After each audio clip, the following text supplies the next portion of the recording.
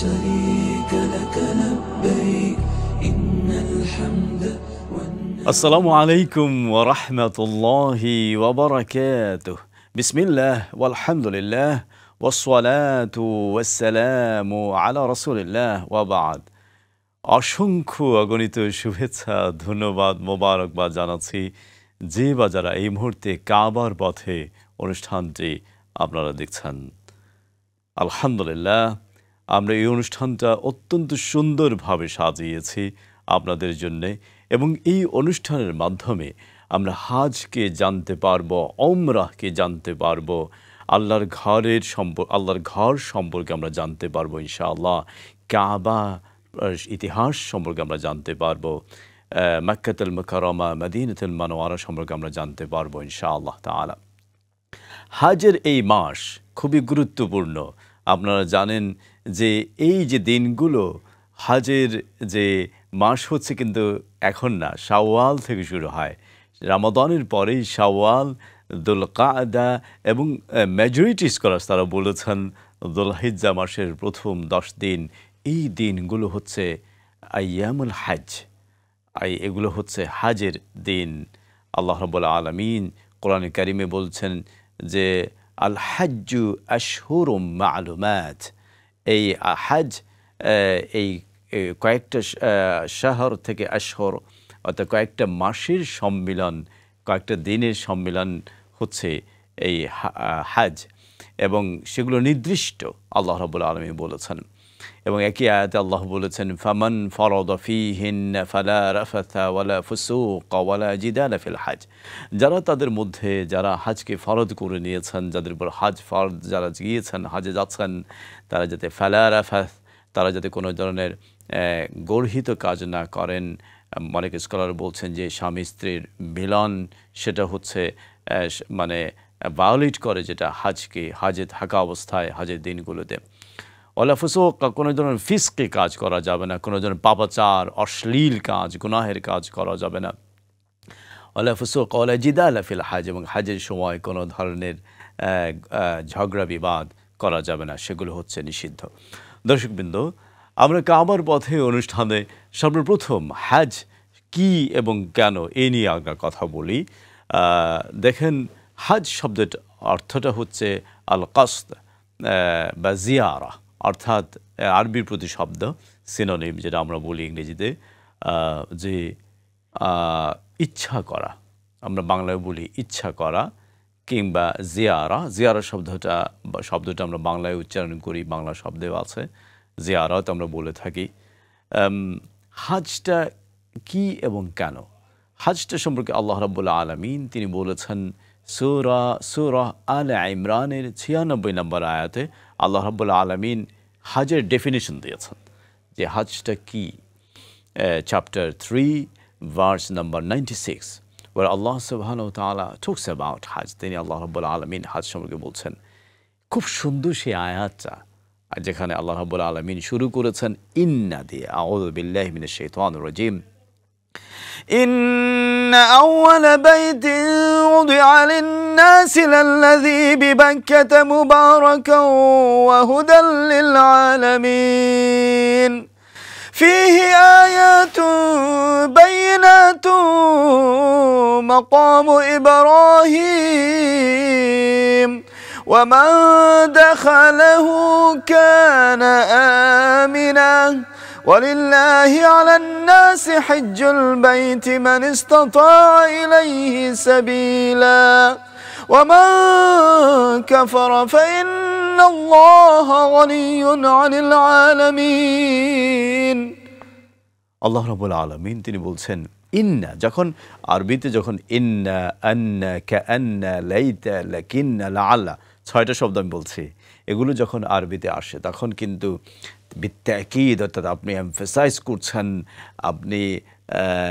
আপনি এমনভাবে কথা বলছেন, জোর দিয়ে কথা বলছেন। আল্লাহ জোর দিয়ে কথা বলেছেন ইন্না ওয়ালা বাইত, সর্বপ্রথম যে ঘরটা নির্মাণ করা হয়েছে এই পৃথিবীতে, উদিআ লিন-নাস, মানুষের জন্য প্রতিষ্ঠিত করা হয়েছে। ইন্না ওয়ালা বাইতিন উদিআ লিন-নাস লাল্লাযী বিবাক্কা, সেটা হচ্ছে বাক্কায় অবস্থিত। সুবহানাল্লাহ। এখন আমরা কার কথা বলছি? এই যে পেছনে আপনার নামটা দেখতে পাচ্ছেন, কাবার কথা বলছি। এই ঘরটা কোথায়? কাবা। ঘরটা হচ্ছে মক্কা আল মুকাররমা। তা আল্লাহ বলছেন বাক্কা। বাক্কা কেন বলছেন আল্লাহ? বাক্কা হচ্ছে মক্কার আরেকটা নাম। মক্কার পুরনো নাম কিন্তু বাক্কা, বি দিয়ে ইংলিশ লেটার, আর বাংলায় ব দিয়ে, আরবিতে বা দিয়ে, বিবাক্কা। আল্লাহ বলছেন ইন্না ওয়ালা বাইতিন উযিআ লিন-নাসি লাল্লাযী বিবাক্কাতা মুবারাকান ওয়া হুদাল লিল আলামিন। এটা বাক্কায় অবস্থিত, যেটা প্রতিষ্ঠিত করা হয়েছে, কাবা ঘর, বাইত বিমানা কাবা, আল্লাহর ঘর, এবং সেটা উযিআ লিন-নাস মানুষের জন্য প্রতিষ্ঠিত করা হয়েছে, লাল্লাযী বিবাক্কাতা মুবারাকান ওয়া হুদাল লিল আলামিন, যেটা হচ্ছে মুবারাক, অর্থাৎ অত্যন্ত অত্যন্ত বরকতপূর্ণ। মুবারক শব্দ দিয়ে আপনি মুবারক, ইট সেইজ ইটসেলফ দ্যাট কি হুদাল লিল আলামিন, এবং সমস্ত জাহানের জন্য হুদা, অর্থাৎ শুধুমাত্র যারা হজে যাচ্ছেন তাদের জন্য হুদা না। আমি আরেকটু বুঝিয়ে বলি, শুধুমাত্র যারা মক্কায় আছেন তাদের জন্য হুদা না, এটা পথ প্রদর্শক না, সমগ্র জাহানের জন্য এটা পথ প্রদর্শক। সেজন্য কিন্তু আপনারা যারা যান হাজে, আপনারা চেঞ্জ হয়ে আসেন, আমরা চেঞ্জ হয়ে আসি, আমাদের ঈমান বৃদ্ধি পায়। হাজ থেকে আসার পরে দেখা যায় লাইফ চেঞ্জ হয়ে গেছে, খারাপ মানুষ হয়ে গেছে ভালো। যে হয়তো মদের সাথে ছিল, জোয়ার সাথে ছিল, আপনার চুরির সাথে ছিল, দুর্নীতির সাথে ছিল, তিনি চেঞ্জ হয়ে গেছেন, পরিবর্তন হয়ে গেছে তার জীবনে। কারণ হাজটা হচ্ছে, যেহেতু কাবাটা হচ্ছে হুদাল লিল আলামিন। এবং হ্যাঁ, অনেকে হয়তো জীবন পরিবর্তন হচ্ছে না, সেই বিষয়ে আমরা কথা বলবো ইনশাআল্লাহ। কিন্তু একটু বলে রাখি, সেটা হচ্ছে যে কাবার দোষ নেই, সেক্ষেত্রে মানুষ নিজেকে পরিবর্তন করতে পারে নাই, সে এখান থেকে ফায়দা নিতে পারলো না, আল্লাহর ঘর থেকে সে ফায়দা নিতে পারলো না। এবং ইমাম ইবনে হাজার আসকালানী রাহিমাহুল্লাহ সহ অনেক ইমাম বলেছেন যে হাজ যদি মানুষের জীবনকে পরিবর্তন না করতে পারে, তাহলে কিন্তু সুবহানাল্লাহ, ইটস ভেরি স্যাড, যে তাহলে তার হাজটা কবুল হলো না। দর্শকবৃন্দ, কাবার পথে অনুষ্ঠানে আমরা বলছিলাম যে কাবা সম্পর্কে আল্লাহ বলছেন এটা প্রথম ঘর, যেটা আল্লাহ রাব্বুল আলামিন হুকুমে দুনিয়াতে হয়েছে। কে বানিয়েছেন এই ঘরটা?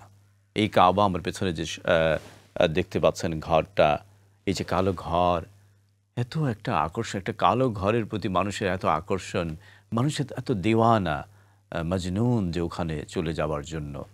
কি একটা আকর্ষণ এই ঘরে আল্লাহ রেখেছেন আমাদের জন্য, কি ঘরটা বানিয়েছেন সেই ব্যাপারে ইবনে কাসির রাহিমাহুল্লাহ তাআলা তিনি বলছেন, কয়েকটা মতামত নিয়ে এসেছেন। একটা হচ্ছে যে অনেক স্কলার বলেছেন, ঐতিহাসিকরা বলেছেন যে কাবাটা বানিয়েছেন আল্লাহ সুবহানাহু ওয়া তাআলা তার কুদরত দিয়ে। কেউ কেউ বলেছেন না, তা ফেরেশতারা বানিয়েছেন আল্লাহর হুকুমে। কেউ কেউ বলেছেন না, আদম আলাইহিস সালাতু সালাম তিনি বানিয়েছেন। তা আদম আলাইহিস সালাতু সালাম যদি বানিয়ে থাকেন, তাহলে ইব্রাহিম আলাইহিস সালাতু সালাম কী করলেন? কারণ এই আয়াতে কিন্তু ইব্রাহিমের কথা এসছে পরের আয়াতেই। আপনার সাইয়্যিদনা ইব্রাহিম আলাইহিস সালাতু সালাম এবং ইসমাঈল আলাইহিস সালাতু সালাম তারা কী করলেন? একটা প্রশ্ন আসে। সেটার সাপোর্টিং একটা আয়াহ আছে কোরআন কারীমে সূরা আল বাকারাতে। তারা কি করেছেন? তারা কিন্তু কাবা বানাননি, তারা পুনর্নির্মাণ করেছেন। আমি আবার বাংলায় বলি, তারা কিন্তু কাবা বানাননি, তারা এটা তৈরি করেন নাই, তারা এটাকে আবার বানিয়েছেন, এটাকে আবার রিনোভেশন করেছেন, আপনাকে রিফর্ম করেছেন, বা আপনি বাংলায় বলেন যে পুনর্নির্মাণ করেছেন। দলিল কি? এর প্রমাণ কি? প্রমাণটা হচ্ছে কোরআন কারীমে সূরা আল বাকারার আয়াত, আউযু বিল্লাহি মিনাশ শাইতানির রাজিম, ওয়া ইয ইয়ারফাউ ইব্রাহিমুল কওয়াইদ মিনাল বাইতি ওয়া ইসমাঈলু রাব্বানা তাকাব্বাল মিন্না ইন্নাকা আনতাস সামিউল আলীম। ওয়াইদ ইয়ারফাউ ইব্রাহিমুল কওয়াইদ মিনাল বাইত, ইব্রাহিম এবং ইসমাঈল আলাইহিস সালাম কওয়াইদ মিনাল বাইত, তারা আপনার কওয়াইদ, কায়েদার বহু বচন, অর্থাৎ জামা প্লুরাল হচ্ছে, মানে ফাউন্ডেশন থেকে তারা রেজ করেছেন, এটাকে বানিয়েছেন, এটাকে উত্তোলন করেছেন এবং তারা দোয়া করলেন তারপরে বাপ বেটা মিলে যে হে আমাদের রব, একে কবুল করুন, আপনি তো শ্রবণশীল, আপনি তো সর্বজ্ঞানী। তো এই হচ্ছে, আল্লাহ যদি কবুল না করেন, যাই আপনি করেন, হাজ করেন আর সালাহ আদায় করেন, সিয়াম করেন, মানুষকে আপনি সাদাকা দেন, কিন্তু ভালো কাজ করেন, যদি আল্লাহ কবুল না করেন তাহলে উই আর লস্ট। সেজন্য আমরা আল্লাহর কাছে কবুলিয়তের জন্য দোয়া করব। সেটাই কিন্তু ইব্রাহিম এবং ইসমাইল আলাইহিস সালাম আমাদেরকে শিখিয়েছেন। আমরা তিনটে মতামত পেলাম। একটা হলো যে কাবা আল মুশাররফা, সেটা আল্লাহ রাব্বুল আলামিন নিজে বানিয়েছেন। আরেকটা মতামত পেলাম যে এটা আদম আলাইহিস সালাম ফেরেশতারা বানিয়েছেন। একটা মতামত পেলাম আমরা আদম আলাইহিস সালাম বানিয়েছেন। এবং তারপরে ইব্রাহিম আলাইহিস সালাম এবং সাইয়্যিদুনা ইসমাঈল আলাইহিস সালাম এটাকে বিনির্মাণ করেছেন, এটাকে আপনার ঢেলে সাজিয়েছেন। কেন করেছেন তারা? প্রশ্ন আসতে পারে, ওনারা কেন করলেন? তার উত্তর হচ্ছে যে যেহেতু নূহ আলাইহিস সালামের সময় একটা সারা পৃথিবী জুড়ে আপনারা জানেন যে একটা ভয়ঙ্কর বন্যা হয়ে গেল। সেই বন্যায় আপনার ঘর বাড়ি, দালান কোটা সব কিছু ভেসে গেল। কাবা কিন্তু অনেকটা ধ্বংস হয়ে গিয়েছিল।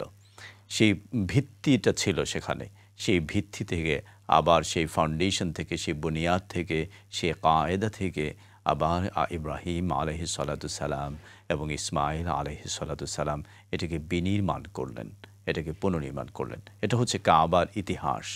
আল্লাহ বলছেন, ইন্না আউয়ালা বাইতিন উদিআ লিন্নাসি লাল্লাযী বিবাক্কাতা মুবারাকান ওয়া হুদাল লিল আলামিন। তারপরে বলছেন, ফীহি আয়াতুন বাইয়িনাতুম মাকাম ইব্রাহিম। এখানে অনেক নিদর্শন রয়েছে, তার মানে মাকাম ইব্রাহিম রয়েছে। আপনি যখন এই কাবাতে যাবেন, কাবাতে যাওয়ার পরে কাবার দরজার সামনে আপনার এখানে আপনি দেখবেন যেটাকে মুলতাজাম বলা হয় বা দ্য ডোর অফ কাবা। এখানে দেখবেন আপনার একটা জিনিসের ভিতরে আপনার ইব্রাহিম আলাইহিস সালামের পায়ের ছাপ, ফুটস্টেপটা সেখানে সংরক্ষিত করে রাখা হয়েছে। এটা হচ্ছে নিদর্শন। যখন ইব্রাহিম আলাইহিস সালাম ইসমাইল আলাইহিস সালামকে নিয়ে যখন তিনি আপনার কাবাটা বিনির্মাণ করছিলেন, তখন অনেক উপরে উঠতে হয়েছিল তার, পাথর দেওয়ার জন্য, আপনার ঘরটাকে আপনার ঢেলে সাজানোর জন্য। তখন কিন্তু আল্লাহ রাব্বুল আলামিনের হুকুমে একটা পাথরের উপর তিনি দাঁড়ালেন। দাঁড়ানোর পরে এই পাথরটা লিফট হিসেবে এভাবে আপনার কাজ করেছে। উনি যখন আপনার উঁচুতে উঠছিলেন তখন তিনি পাথরে দাঁড়ালেন, পাথর এরকম শূন্যে তাকে আপনার উঁচুতে নিয়ে উঠেছিল। সুবহানাল্লাহ, এটা আল্লাহর হুকুমে হয়েছে। এটা হচ্ছে মিরাকল। আমরা মুজিজাতে বিশ্বাস করি। এটা ছিল মুজিজা অব ইব্রাহিম আলাইহিস সালাম। অনেকে বলছেন বাপ বেটা দুজনেই কিন্তু পাথরে উঠেছেন, আল্লাহ রাব্বুল আলামিন ভালো জানেন। তারপরে তারা কাবাকে পুনর্নির্মাণ করলেন। এই নিদর্শনটা আল্লাহ রাব্বুল আলামিন রেখে দিয়েছেন। আজও যখন আপনি যাচ্ছেন সেখানে গিয়ে আপনি সেই ঘর যখন দেখছেন, আপনি মাকাম ইব্রাহিম আলাইহিস সালামের ফুটস্টেপটা আপনি দেখছেন, আর ইব্রাহিম আলাইহিস সালামের সেই ঘটনা আপনি মনে করিয়ে দিচ্ছেন আপনাকে, আপনার সন্তান সন্ততি, আপনার ফ্যামিলিকে। আপনার যারা হাজে যাচ্ছেন সেটা দেখবেন, ইনশাআল্লাহ শুকরিয়া আদায় করবেন। এটা হচ্ছে নিদর্শন। পৃথিবীর কোথাও ইব্রাহিম আলাইহিস সালামের কোনো ফুটস্টেপ নেই, তার পায়ের ছাপ নেই, কিন্তু সেখানে রয়েছে। ইব্রাহিম আলাইহিস সালাম সেই মানুষ যাকে আল্লাহ রাব্বুল আলামিন বলেছেন, ওয়া আযদিন ফিন্নাস, আপনি মানুষের জন্য আযান দেন। কিসের জন্য? হাজের জন্য।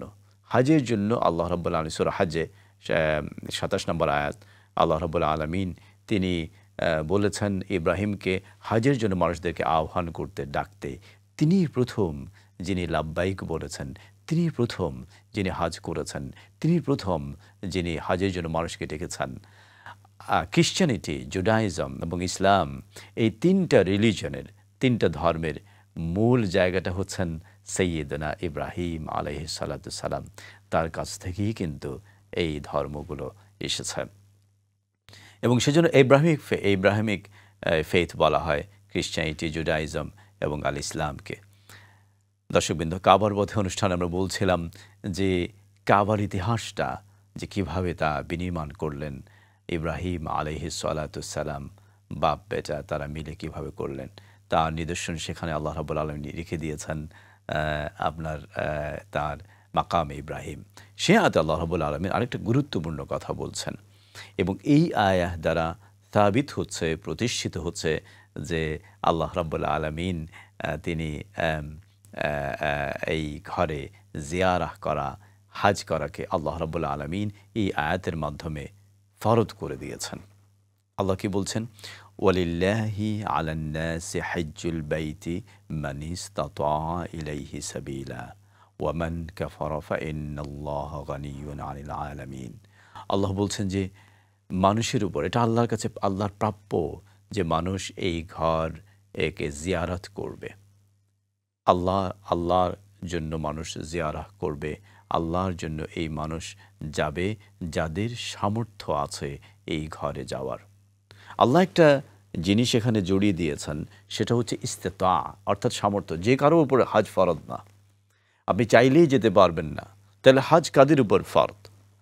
ফুকাহায়ে কেরাম বলেছেন যে সর্বপ্রথম যেটা ফরজ হবার ক্রাইটেরিয়া আপনাকে দেখতে হবে যে কাদের উপর ফরজ। সর্বপ্রথম হচ্ছে যে আপনাকে মুসলমান হতে হবে, মুসলিম হতে হবে, আপনাকে মুসলিমা হতে হবে, আপনার উপর ফরজ, তখন হবে আপনার উপর ফরজ।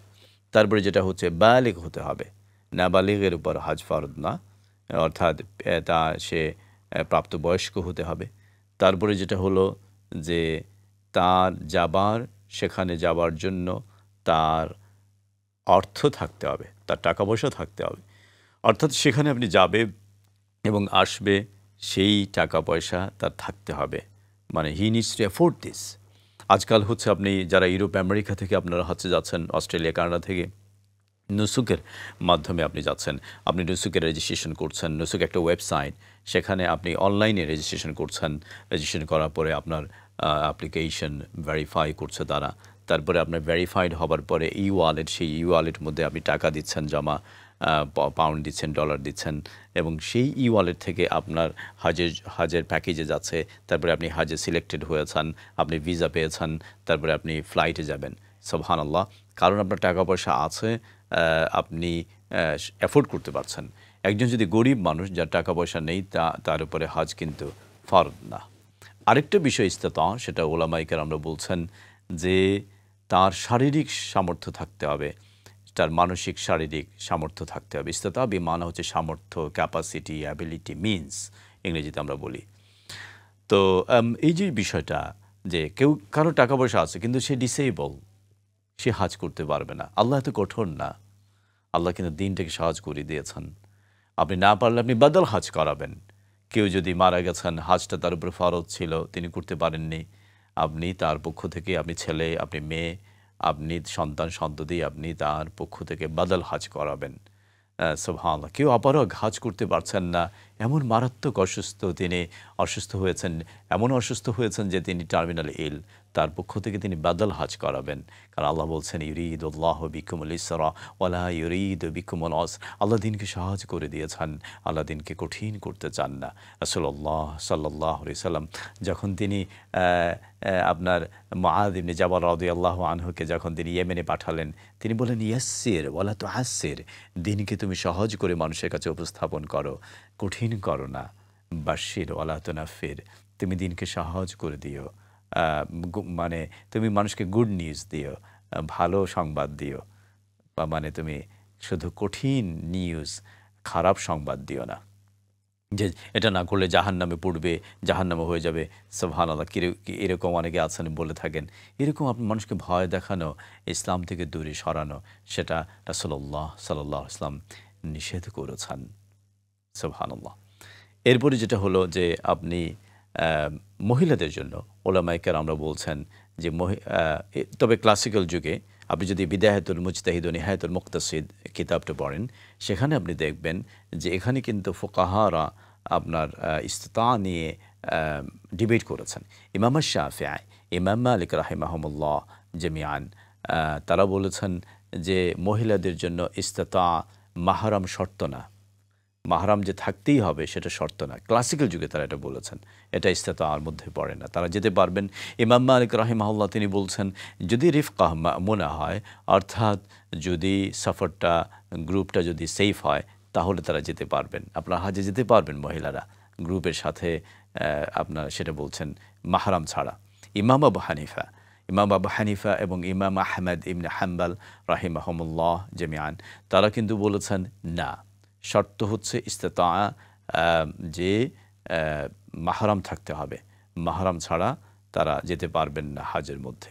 ডিবেট ক্লাসিক্যাল যুগে ছিল, আজকের যুগে নতুন না। এখন বর্তমান সৌদি গভর্নমেন্ট কিন্তু আপনার তারা বলেছেন যে আপনার তারা ফতোয়া দিয়েছেন সেখানকার যে মাহরাম ছাড়া যাওয়া যাবে, এরকম ফতোয়া আছে। সেজন্য কিন্তু ওমরাতে হাজে কিন্তু অনেকেই যাচ্ছেন মাহরাম ছাড়া। আল্লাহ রাব্বুল আলামিন সে সম্পর্কে তিনি ভালো জানেন। দর্শকবৃন্দ, আমরা কাবার পথে অনুষ্ঠানের আজকের এই পর্বে আমরা শেষ দিকে চলে এসেছি। আমরা কতগুলো কথা বলেছি, আমরা হাজ নিয়ে বলেছি, আমরা হাজ এর গুরুত্ব নিয়ে আমরা কিছু কথা বলেছি, তারপরে আমরা কাবার ইতিহাসের কথা আমরা বলেছি, হাজে কখন ফরজ হয় সে বিষয়ে আপনাদের সাথে কথা বলেছি, এবং আরও অনেক বিষয় রয়ে গেল হাজের, আমরা সে সম্পর্কে আপনাদের সাথে কথা বলবো ইনশাআল্লাহ তাআলা। দর্শকবৃন্দ, যারা আপনারা হাজে যাচ্ছেন কিংবা ভবিষ্যতে যারা যাবেন কিংবা যারা এই মুহূর্তে এই অনুষ্ঠান দেখছেন আপনার মক্কাতুল মুকাররমা কিংবা মদিনাতুল মুনাওয়ারা থেকে, আপনাদের জন্য আমাদের আবেদন নিবেদন থাকবে যে আল্লাহ রাব্বুল আলামিন আপনাকে কিন্তু পছন্দ করেছেন বলেই কিন্তু আপনি হাজে যেতে পেরেছেন। কারণ সাল্লাল্লাহু আলাইহি ওয়াসাল্লাম তিনি বলেছেন, আল হুজ্জাজু ওয়াল উম্মারু ওয়াফদুল্লাহ দাআহুম ফাআজাবু, যারা হাজ করেন, যারা ওমরাহ করেন, তারা হচ্ছেন আল্লাহর মেহমান। আল্লাহ ডেকেছেন, আল্লাহ ইনভাইট করেছেন বলেই কিন্তু আপনি হাজে গিয়েছেন। সুতরাং আপনাকে এটাকে ভ্যালু দিতে হবে। প্রতিটা সেকেন্ড, মিনিট, ঘন্টা, দিনকে আপনাকে ভ্যালু দিতে হবে। অযথা যাতে আমরা সময়টা আমরা অপচয় না করি, বাজে আড্ডাতে যাতে আমরা লিপ্ত না হই, আমরা যাতে অযথা ঝগড়ায় লিপ্ত না হই, বাজে আলাপে লিপ্ত না হই, সোশ্যাল মিডিয়াতে এতভাবে লিপ্ত না হই যাতে আমার হাজের স্পিরিটটা নষ্ট হয়ে যায়। এ ব্যাপারে কিন্তু আমাদেরকে খেয়াল রাখতে হবে। আমাদের অনুষ্ঠান দেখার জন্য অসংখ্য ধন্যবাদ। কাবার পথের অনুষ্ঠান আজকের মতো এখানে শেষ করছি। সুবহানাকা আল্লাহুম্মা বিহামদিক, নাশহাদু আল্লা ইলাহা ইল্লা আনত, নাস্তাগফিরুকা ওয়া নাতুবু ইলাইক। والسلام عليكم ورحمة الله وبركاته. لبيك إن الحمد والنعمة لك والملك لا شريك لك. لبيك